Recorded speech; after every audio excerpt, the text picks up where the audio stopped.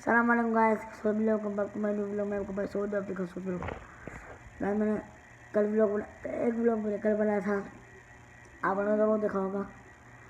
हमने फिर नहा फिर तो बाहर घूमने गया था, घूम के सीधा घर में बैठा था गाइस। मैंने अभी तक तुम लोगों ने मेरे साथ सब्सक्राइब नहीं करवाया है। मैंने कहा मेरे साथ सब्सक्राइब हो जाएंगे, हमें चैनल ज़रूर करेंगे इंशाल्लाह गाइस।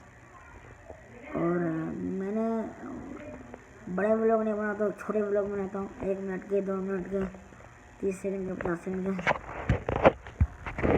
मैं जैसे ज़्यादा व्लॉग नहीं बनते गाइस, क्योंकि मैं ज़्यादा व्लॉग नहीं बनाता हूँ ना। ज़्यादा व्लॉग बनाने के चक्कर में ना मैं थोड़ा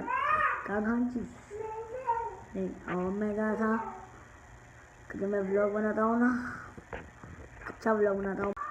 वहाँ सब बच्चा थोड़ा तंग रहा था सॉरी।